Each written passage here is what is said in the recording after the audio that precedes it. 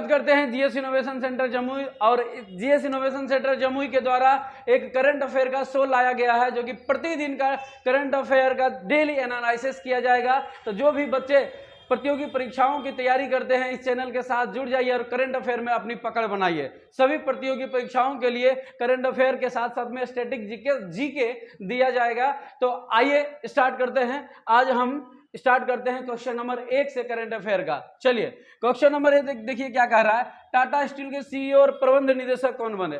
तो टाटा स्टील की बात कर रहा है। तो टाटा स्टील भारत का एक बहुत बड़ी कंपनी है, बहुत बड़ी बहुराष्ट्रीय कंपनी है, ठीक है, जो कि इसकी स्थापना 1907 में हो गया। देखिए टाटा स्टील की बात किया जाए तो टाटा स्टील की स्थापना 1907 ईस्वी में हो गई, 1907 में हो गया। तो कहां पर हो गया? साक्षी। और यही साक्षी जो है जमशेदपुर के रूप में बदला। जमशेदपुर, जमशेदपुर याद रखेगा, जमशेदपुर बड़ा नगर का स्थापना जो है हो गया। किसके कारण हुआ? तो टाटा स्टील के कारण, क्योंकि टाटा स्टील के दिन प्रतिदिन ये इसका जो है व्यापार उद्योग का बढ़ते गया था। वही बात की जाए टाटा स्टील की, जो अभी जो प्रबंध निदेशक सीईओ बना दिया गया है, चीफ एग्जीक्यूटिव ऑफिसर जो बना दिया गया है, जिसका नाम है टीवी नरेंद्रन। क्या है? टीवी नरेंद्रन है, टीवी नरेंद्रन है। और टाटा स्टील जो है ये एस्टेब्लिश है आपका झारखंड के जमशेदपुर में, झारखंड के जमशेदपुर में, जमशेदपुर में। और जमशेदपुर की बात किया जाए तो जमशेदपुर जो है स्वर्ण रेखा नदी के किनारे, क्या है? स्वर्ण रेखा नदी के किनारे बसी है, स्वर्ण रेखा नदी के किनारे बसी है। साथ साथ में टाटा स्टील एक बहुराष्ट्रीय कंपनी है, विभिन्न देशों में अपना व्यापार को फैला के रखी है, यानी कि 26 से अधिक देशों में, कितना? 26 से अधिक देशों में इसका व्यापार है। इसीलिए यह एक कैसा कंपनी है मित्रों? ये एक बहुराष्ट्रीय कंपनी है। ये कैसा कंपनी है? बहुराष्ट्रीय कंपनी है, याद रखिएगा, ठीक है ना। वही बात किया जाए, ये चीजें कहाँ स्थित है? झारखंड की। तो झारखंड के बारे में बात किया जाए तो झारखंड का राजधानी रांची है। यहाँ का राज्यपाल जो है सीपी राधाकृष्णन, सीपी राधाकृष्णन। और यहाँ का मुख्यमंत्री जो है हेमंत सोरेन। कौन है? हेमंत सोरेन है, हेमंत सोरेन है। यहाँ का पर्व त्योहार की बात किया जाए तो सरहुल फेस्टिवल यहाँ का फेमस है। कौन सा? सरहुल पर्व, यानी कि सरहुल त्योहार जो है यहाँ का यह है आदिवासियों के द्वारा मनाया जाने वाला जो है पर्व है, जिसे सरहुल त्योहार कहा जाता है। बहुत ही महत्वपूर्ण जो है पर्व है, याद रखिएगा। तो इसका आंसर हो जाएगा TV Narendran. TV Narendran is the right answer, जो 2017 में अपने पदभार ग्रहण किए और अब तक बने हुए हैं। और इसे हाल फिलहाल में इसकी जो है कार्यकाल को भी बढ़ा दिया गया है, ठीक है ना। चलिए बढ़ते हैं क्वेश्चन नंबर 2 की ओर। क्वेश्चन नंबर 2 में आयोजित, देखिए मचैल माता का यात्रा किस राज्य में शुरू किया गया? देखिए मचैल माता है, धार्मिक चीजों से रिलेटेड है, ये भी एक तरीके का त्योहार है, जो कि इसे जम्मू कश्मीर में शुरू किया गया है। और ये हर साल आयोजित की जाती है। लगभग 50,000 से अधिक यहाँ पर जो है लोग आते हैं इस त्योहार में सम्मिलित होने के लिए। और ये बहुत दिनों से चली आ रही है, याद रखेगा। मचैल माता का मंदिर, मचैल माता की यात्रा, मचैल माता की यात्रा जो है यहाँ पर शुरू किया गया। इसमें हर साल लगभग 50,000 से अधिक जो है श्रद्धालु लोग यहाँ पर आते हैं। 50,000 से ज्यादा श्रद्धालु लोग यहाँ पर आते हैं। और ये देवी दुर्गा का संपीठ है, देवी दुर्गा, जिसे काली या चंडी कहते हैं, काली या चंडी कहते हैं, काली या चंडी कहते हैं। ये संपीठ है मचैल माता की यात्रा। इसे मनाया जाता है मित्रों जम्मू कश्मीर में। कहां पर मनाया जाता है? जम्मू कश्मीर। जम्मू कश्मीर की बात किया जाए तो जम्मू कश्मीर के जो उपराज्यपाल है, आप लोग को पता होना चाहिए, जम्मू कश्मीर का उपराज्य जो है, जम्मू कश्मीर का उपराज्यपाल है मनोज कुमार सिन्हा। कौन है? मनोज कुमार सिन्हा। और एक चीज और याद रखिएगा मित्रों, कभी मत भूलिएगा, बोलेगा संविधान का कौन सा धारा जम्मू कश्मीर पर लागू होती थी? तो ये धारा 370 और 35 है। ये दोनों धारा जो है जम्मू कश्मीर के लिए स्पेशल संविधान में बनाए गए थे, जोड़ दिए गए थे, जो कि 2019 में 370 जो है हटा दिया गया। और ये यहाँ पर जो है यूटी बना दिया गया। क्या बना दिया? ये जम्मू कश्मीर जो है, जम्मू कश्मीर 2 यूटी बना दिया गया है। एक पहला बना है लद्दाख, पहला लद्दाख बना है, और दूसरा जम्मू कश्मीर, जो कि अब भारत का सबसे बड़ा यूटी बन गया। कौन बन गया है? लद्दाख। कौन बन गया है? लद्दाख सबसे बड़ा यूटी बन गया है। जम्मू कश्मीर भी है। वही बात किया जाए यहाँ पर मित्रों, कौन कौन सी यहाँ पर बोल देगा कौन कौन सी त्योहार मनाया जाता है? तो यहाँ पर याद रखिएगा, तो गुरेज त्योहार, गुरेज मनाया जाता है, नवरोज मनाया जाता है। कौन कौन? गुरेज मनाया जाता है, नवरोज मनाया जाता है, ट्यूलिप क्या मनाया जाता है, ट्यूलिप मनाया जाता है। और साथ साथ में एक और मनाया जाता है जिसका नाम है शिकारा। क्या नाम है, शिकारा। ये सभी त्योहार जो है यहीं पर मनाया जाता है। कहाँ पर, जम्मू कश्मीर में मनाया जाता है, याद रखिएगा। तो ये चीजें हो जाएगा आपका, इसका आंसर क्या हो जाएगा, जम्मू कश्मीर हो जाएगा। क्या हो जाएगा, जम्मू कश्मीर हो जाएगा, याद रखिएगा। जम्मू कश्मीर की राजधानी की बात की जाए तो जम्मू कश्मीर की राजधानी कहाँ है आपका, श्रीनगर। क्या हो जाएगा, श्रीनगर होगा, ठीक है ना। तो इसका आंसर हो जाएगा सी इज द राइट आंसर, ठीक है। चलिए उम्मीद करते हैं ये सभी क्वेश्चन आपको समझ में आता होगा। बढ़ते हैं नेक्स्ट क्वेश्चन की ओर।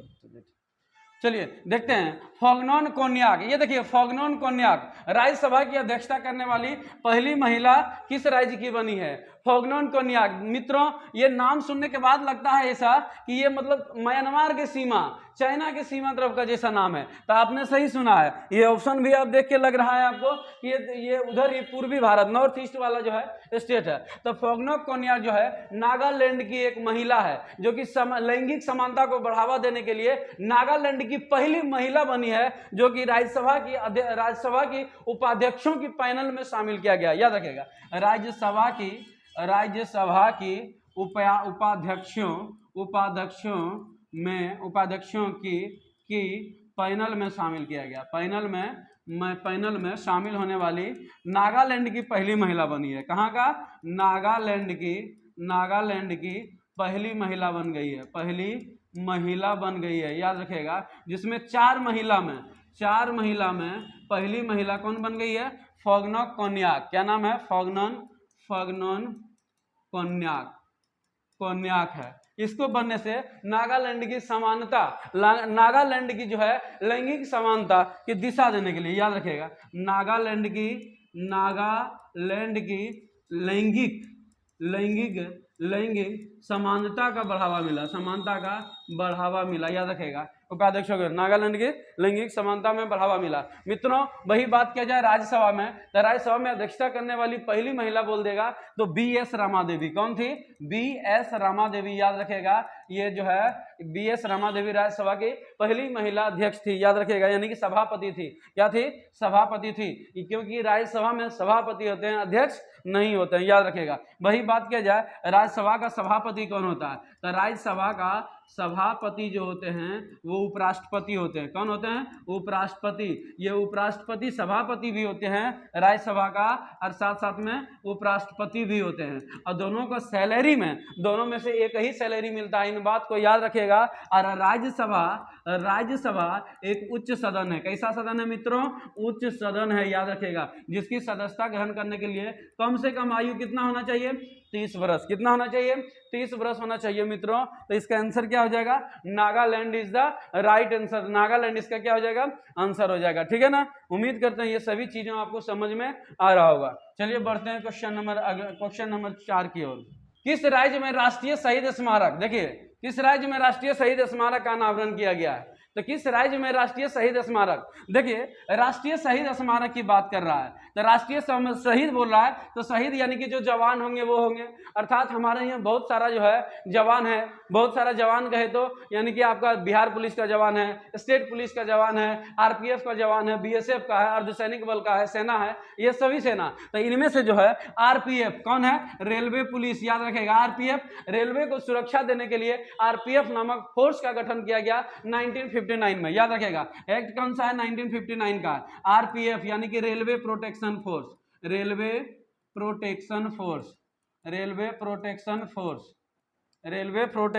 इसके एक्ट कब है मित्रों, 1959 का इसका एक्ट है, इसका स्थापना कर दिया गया है। और 1959 से लेकर अब तक जितने भी सुरक्षा कर्मी जो है शहीद हुए, सुरक्षा कर्मी यानी कि RPF के जवान शहीद हुए, वो आज तक 1959 से लेकर के आज तक जितने भी जवान शहीद हुए उनका नाम और उनके जगह का मिट्टी के साथ साथ में इसको श्रद्धांजलि अर्पित करने के लिए स्मारक का अनावरण किया गया। संग्रहालय, स्मारक अर्थात संग्रहालय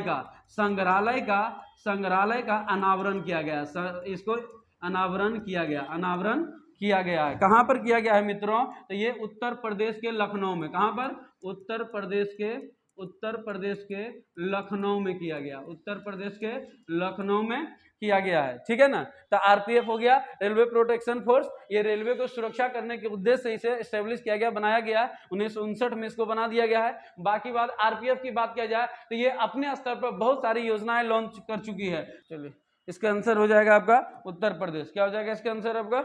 उत्तर प्रदेश हो जाएगा। चलिए हम बढ़ते हैं क्वेश्चन नंबर 5 की ओर बढ़ते हैं। क्वेश्चन नंबर 5 में देखिए क्या कहा गया है, अभी हाल ही में किस टीम ने एसीसी पुरुष इमर्जिंग टीम एशिया कप 2023 जीता है। देखिए एसीसी की बात कर रहा है, यानी कि एशियन जो है एशियन क्रिकेट काउंसिल का गठन किया गया है। कब किया गया? ये 1983 में गठन कर दिया गया, याद रखेगा। एसीसी की बात कर रहा हूं मित्रों, एसीसी के बाद इमर्जिंग टीम की, तो एशियन क्रिकेट काउंसिल इसका फुल फॉर्म होता है, याद रखेगा। एसीसी यानी कि Asian cricket council, Asian cricket council है, एशियन क्रिकेट काउंसिल इसका फुल फॉर्म होता है। इसकी स्थापना 1983 में कर दी गई है, 1983 में कर दी गई है। और यहाँ पर पुरुष इमर्जिंग की बात कर रहा है मित्रों। इमर्जिंग का मतलब ये होता है उभरते हुए खिलाड़ी, क्रिकेट में उभरते हुए खिलाड़ी के बीच जो मैच कराया जाता है उसी को कहा जाता है इमर्जिंग। तो उभरते हुए खिलाड़ी का जो है ये मैच कराया गया, जो कि 5वां संस्करण था। कौन सा संस्करण था? 5वां संस्करण हुआ। कहाँ पर हुआ मित्रों? तो ये श्रीलंका में हुआ। कहाँ हुआ? श्रीलंका। इसका फाइनल जो खेला गया, है भारत और पाकिस्तान के बीच, पाकिस्तान का हिम्मत और औकात नहीं है कि वो हमसे जीत के दिखाए, भारत से जीत के दिखाए। मित्रों इन्होंने क्या किया, इमर्जिंग टीम में इन्होंने इंटरनेशनल खिलाड़ियों के खिला दिया, तब जाकर के भारत यहाँ पर क्या हुआ, भारत हारा नहीं, मतलब कह सकते हैं, मतलब हार तो गया है, मतलब कह सकते हैं कि यहाँ पर जो है भारत कभी किसी चीज से हारता नहीं है, सीखता है। पाकिस्तान जो है यहाँ पर ये दूसरी बार विनर है, दूसरी बार जीता। कितना बार जीता? दूसरी बार जीतने का काम किया, याद रखिएगा, ठीक है ना। वही बात किया जाए इसमें प्लेयर ऑफ द जो है मैच किसको दिया, सीरीज किसको दिया गया? प्लेयर ऑफ द सीरीज की बात किया जाए तो प्लेयर ऑफ द सीरीज मिला गया निशांत सिंधु को। किसको? निशांत सिंधु। भले तुम सीरीज ले जाओ, ट्रॉफी ले जाओ, लेकिन player of the series, player of the match Bharat ही ले जाएगा, याद रखिएगा। निशांत सिंधु को मिला है, ठीक है ना। वही बात किया जाए मित्रों एसीसी का, तो एसीसी का स्थापना 1983 में हो गया और इसका मुख्यालय मलेशिया के कुआलालंपुर में। कहाँ पर है? मलेशिया के कुआलालंपुर में, मलेशिया के कुआलालंपुर में है, ठीक है ना। तो ये था आंसर। इसका क्या हो जाएगा मित्रों? इसका हो जाएगा आंसर हो जाएगा पाकिस्तान ने जीत लिया है, पाकिस्तान ने इसे जीत लिया है। उम्मीद करते हैं ये सभी चीजें आप लोग को समझ में आ रहा होगा। चलिए अगर यदि क्वेश्चन को समझ में आ रहा है, समझ पा रहे हैं आप लोग को लग रहा है कि ये बढ़िया लग रहा है, तो लाइक करिए, सब्सक्राइब करिए, शेयर करिए, ताकि ज़्यादा से ज़्यादा लोगों तक पहुंच सके, इसका फायदा ज़्यादा से ज़्यादा लोगों को मिल सके। चलिए क्वेश्चन नंबर 6 आते हैं। क्वेश्चन नंबर 6 देखिए क्या कह रहा है, भारत के किस शहर ने वर्ल्ड सीरीज कल्चर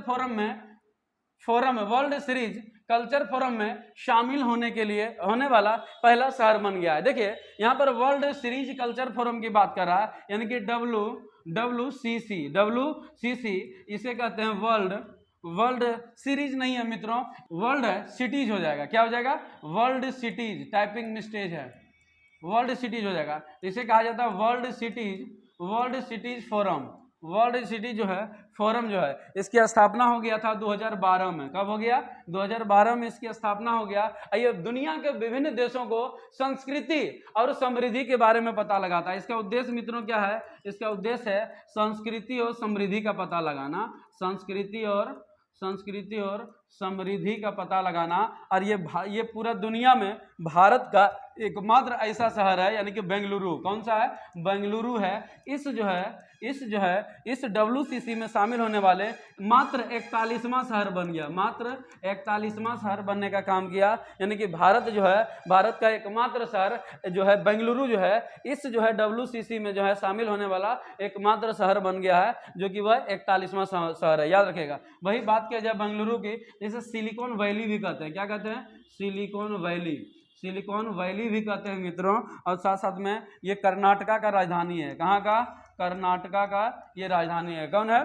बेंगलुरु जो है किसका राजधानी है? कर्नाटका का राजधानी है, याद रखिएगा, ठीक है। तो इसका आंसर क्या हो जाएगा? Bengaluru is the right answer हो जाएगा। WCC में शामिल होने वाला 41वां शहर बन गया, ठीक है ना। चलिए बढ़ते हैं क्वेश्चन नंबर जो है 7 की ओर। भारत 2027 तक दुनिया की तीसरी सबसे बड़ी अर्थव्यवस्था बन जाएगा। किस संख्या द्वारा, किस संस्था द्वारा हो जाएगा? क्या हो जाएगा? किस संस्था द्वारा, किस संस्था द्वारा बताया गया है? चलिए देखते हैं। RBI है, SBI है, IMF है, वर्ल्ड बैंक है। देखिए क्वेश्चन क्या कह रहा है आपका? भारत 2027 तक दुनिया की तीसरी सबसे बड़ी अर्थव्यवस्था बन जाएगा। ये किस संस्था द्वारा बताया गया है ना? ये क्वेश्चन ऐसा क्वेश्चन है, ये क्वेश्चन सुनने के बाद हर भारतीयों को गर्व हो उठता है। गर्व ये है कि दुनिया का तीसरी सबसे बड़ी अर्थव्यवस्था बन जाएगी। ये बहुत ही जो है भारत की गर्व की बात है, और ऐसा ही होने वाला है, ऐसा ही होने वाला है, क्योंकि आए दिन इंडिया में इस तरीके से मतलब आ रहा है, FD आ रहा है, मेक इन इंडिया को बढ़ावा मिल रहा है, विदेशी कंपनियां आ रहा है, रोजगार के साथ साथ में जो है, रोजगार के साथ साथ में यहाँ पर जो है कंपनी की स्थापना, और साथ साथ में विदेशी पैसा बहुत सारा जो है आने वाला है। यही कारण है कि भारत तीसरी अर्थव्यवस्था बन जाएगी 2027 से 28 तक। 2027 से 28 से ये SBI ने कहा। कौन कहा? SBI। देखिए मित्रों, SBI के द्वारा रिसर्च किया गया, जिसे कहा गया एक इकोरेप रिपोर्ट। क्या कहा गया? इकोरेप रिपोर्ट। इस इकोरेप रिपोर्ट में यह कहा गया कि इंडिया जो है 2027-28 में दुनिया का तीसरी सबसे बड़ी अर्थव्यवस्था बन जाएगी।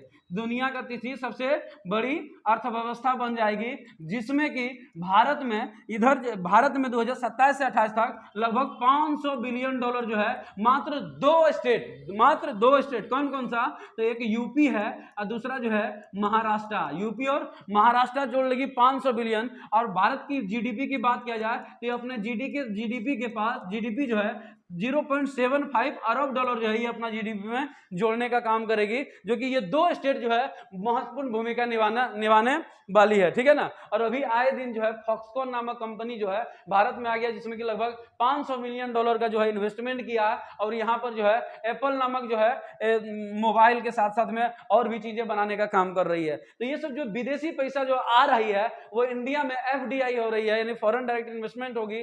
तो धीरे धीरे भारत का जो है अर्थव्यवस्था क्या होगा? बढ़ने का काम करेगा। अर्थव्यवस्था के साथ साथ में यहाँ पर जो है आपका रोजगार भी बढ़ने का काम करेगा। तो ये SBI के रिपोर्ट में। उसके बाद बात किया जाए भारत की अर्थव्यवस्था के, तो RBI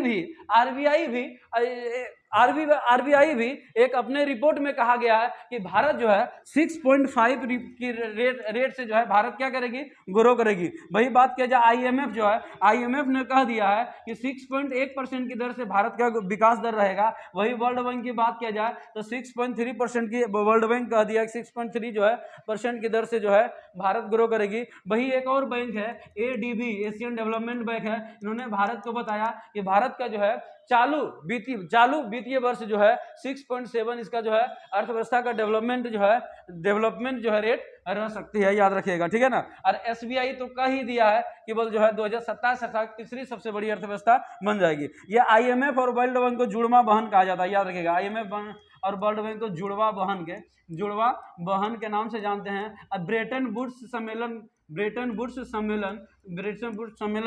सम्मेलन में इसकी स्थापना की गई थी। सम्मेलन के कारण इसका क्या हुआ? स्थापना हुआ, याद रखेगा। इसका स्थापना 1945 कब हुआ था? 1945 में हो गया था। तो इसका आंसर क्या हो जाएगा मित्रों?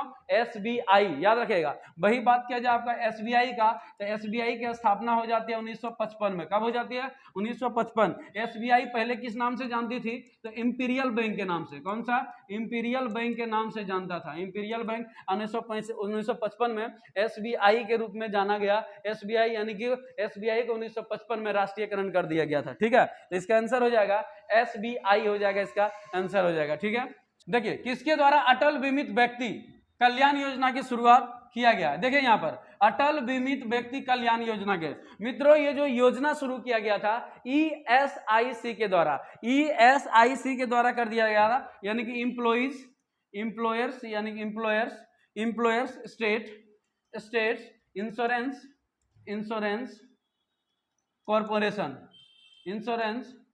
कॉरपोरेशन के द्वारा कॉरपोरेशन के द्वारा जो है इसकी जो है शुरुआत किया गया था। इसकी स्थापना कब हो गई थी? तो 1948 में, 1948 में इसका स्थापना हो गया था। जब कोरोना काल था, इस समय बेरोजगार युवा को, बेरोजगार लोगों को जो है पैसा देने के लिए, कुछ वित्तीय सहायता उपलब्ध कराने के लिए, वित्तीय सहायता उपलब्ध कराने के लिए अटल बीमित व्यक्ति कल्याण योजना नामक जो है एक योजना जो है शुरुआत किया गया, जो कि इस बार इसका तीसरी विस्तार है। कितना विस्तार? तीसरी बार विस्तार करके बढ़ा दिया गया है और लोगों को वित्तीय सहायता उपलब्ध करा रही है। तो ये शुरुआत किया गया है ESIC के द्वारा, अर्थात एम्प्लॉयर्स स्टेट इंश्योरेंस कॉर्पोरेशन के द्वारा जो है स्टार्ट कर दिया गया था। ठीक है ना? तो इसका आंसर हो जाएगा आपका मित्रों ESIC हो जाएगा, ESIC हो जाएगा। अंतर्राष्ट्रीय बाघ दिवस के अवसर पर जारी रिपोर्ट के अनुसार भारत के किस राज्य में सर्वाधिक बाघों की संख्या है? भारत की, देखिए, किस राज्य में सर्वाधिक बाघों की संख्या है? राज्य की बात कर रहा है मित्रों कि किस राज्य में बाघों की संख्या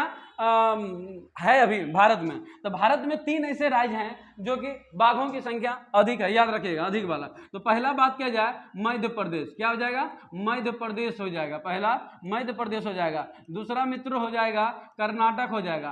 तीसरा जो है उत्तराखंड, तीसरा क्या हो जाएगा? उत्तराखंड है। वही बात किया जाए मध्य प्रदेश की, तो मध्य प्रदेश में टोटल बाघों की संख्या 785 है। एकमात्र ऐसा स्टेट जो कि मध्य प्रदेश, जिसे टाइगर स्टेट के नाम से, इसे क्या कहा जाता है? टाइगर स्टेट के नाम से भी जानते हैं, टाइगर स्टेट के नाम से भी जानते हैं। 785 टोटल है। और यहीं पर मध्य प्रदेश में प्रधानमंत्री के द्वारा नामीबिया से, कहां से? नामीबिया से 8 चीता लाया गया। कितना लाया? 8 चीता लाया गया, जिनमें से एक का नाम था आशा। और ये आशा क्या थी? फीमेल थी, क्योंकि लोगों को इससे आशा था कि इनकी संख्या क्या हो सकती है? दुगनी बढ़ा सकती है, याद रखिएगा। वही बात किया जाए इसमें 8 चीता की, इसमें कहाँ लाया गया है? तो मध्य प्रदेश के कूनो नेशनल पार्क में। कहाँ पर? कूनो नेशनल पार्क में लाया गया है, जिसमें से अधिकांश चीता का मौत हो गई है, जबकि सुप्रीम कोर्ट हस्तक्षेप करके कह दिया है कि इसको कहीं दूसरा जगह जो है इसके अकॉर्डिंग जो है शिफ्ट कर दिया जाए। चलिए, वही बात किया जाए बाघ के बारे में, तो इंटरनेशनल एक घोषणा पत्र था, 2010 में पारित हुआ था। 2010 में सेंट पीटर्सबर्ग घोषणा पत्र था। इसमें कहा गया था कि 2010 के बाद यानी कि 2022 तक, कहां तक? 2022 तक बाघों की संख्या को दोगुनी करना, बाघों की संख्या को दोगुनी करना इसका लक्ष्य था। 2010 इस घोषणा पत्र के द्वारा कहा गया था। वही बात किया जाए बाघ से संबंधित, अब वन्य जीव को संरक्षण करने के लिए बहुत सारा जो है एक्ट लाया गया। तो कौन कौन सा लाया? तो 1973 में एक एक्ट लाया गया, जिसे वन्य जीव संरक्षण एक्ट कहा गया, वन्य जीव संरक्षण एक्ट कहा गया, जो कि 1973 में स्टार्ट हुआ। उसके बाद 1973 में स्टार्ट हुआ। उसका 1972 में यह आया मित्रों, सॉरी, और यह आया 1973 में टाइगर, 1973 में एक आया था प्रोजेक्ट टाइगर। क्या आया था मित्रों? प्रोजेक्ट टाइगर आया था। ये जो है 1973 में यह प्रोजेक्ट टाइगर आया था, जिनमें कि बाघों को दुगना करने का लक्ष्य रखा गया। वही बात किया जाए आपका बाघों की, तो बाघ जो है भारत में जो बाघों की जनगणना किया गया, 2006 में भारत की पहली जनगणना किया गया। भारत में टोटल अभी बाघों की संख्या 3167, कितना है मित्रों? 3167 बाघों की संख्या भारत में है। और भारत में टोटल 53 टाइगर रिजर्व है। कितना है? 53 टाइगर रिजर्व है। टाइगर रिजर्व 53 है मित्रों। और साथ साथ में 53वां बोलेगा तो Ranipur tiger reserve, tiger reserve ये 53वां है और नया है, 53वां है और नया है, याद रखिएगा। तो इसका आंसर मित्रों क्या हो जाएगा? इसका आंसर मध्य प्रदेश हो जाएगा। क्या होगा इसका आंसर? मध्य प्रदेश इसका आंसर हो जाएगा। ठीक है ना? इसका मध्य प्रदेश का आंसर हो जाएगा। उम्मीद करते हैं ये सभी क्वेश्चन आपको समझ में आ रहा होगा। चलिए आगे बढ़ते हैं। अभी हाल ही में शिरीष कनेकर का निधन हो गया। वह किस भाषा के प्रसिद्ध लेखक थे? देखिए, शिरीष कनेकर का जो है निधन हो गया। शिरीष कनेकर का निधन हो गया। ये मराठी लेखक थे। कैसा थे? मराठी लेखक थे, याद रखेगा। ये मराठी लेखक थे और इनकी जो है मृत्यु हो गई है। शिरीष कनेकर जो है ये मराठी लेखक थे। इन्होंने बॉलीवुड में भी काम किया था। बॉलीवुड में भी काम किया था और साथ साथ में पत्रकारिता में भी काम किया। पत्रकारिता के क्षेत्र में भी काम किया था। इन्होंने बहुत सारा जो है इंडियन एक्सप्रेस, ये सभी पत्रकारिता में यानी कि क्षेत्र में काम करने का काम किया था। और साथ साथ में बात किया जाए इसकी जन्म का, इसकी जन्म हो गई थी 1943 में, इसकी जन्म हो गई थी। और अभी जो है यानी कि 2023 में मृत्यु हो गई, टोटल 80 वर्ष की अवस्था में। कितना? 80 वर्ष की अवस्था में, 80 वर्ष की अवस्था में इसकी मृत्यु हो गई। 80 वर्ष की अवस्था में मृत्यु हो गई, याद रखिएगा। तो ये मराठी लेखक थे, ये मराठी लेखक थे। चलिए, तो ये था 10 क्वेश्चन मित्रों। उम्मीद करते हैं ये सभी क्वेश्चन आपको समझ में आया होगा। तो इसी तरीके से डेली एनालिसिस आपके माध्यम से प्रतिदिन जो है मेहनत करके आपके समक्ष लाता रहूंगा, ताकि आप लोग को ज्यादा से ज्यादा फायदा मिल सके, सभी प्रतियोगी परीक्षाओं को जो है पास कर सके। और साथ साथ में इसके साथ में कोशिश करेंगे दोस्तों कि स्टैटिक जीके जो है उसको अलग से क्वेश्चन बना करके ला करके इसमें डाल दिया जाएगा, ताकि ज्यादा से ज्यादा आपके सामने और आपके पास पहुंच सके। उम्मीद करते हैं ये सभी क्वेश्चन समझ में आया होगा। अगर समझ में आया है तो लाइक करें, सब्सक्राइब करें, शेयर करें। मिलते हैं नेक्स्ट लेक्चर के साथ। Thank you.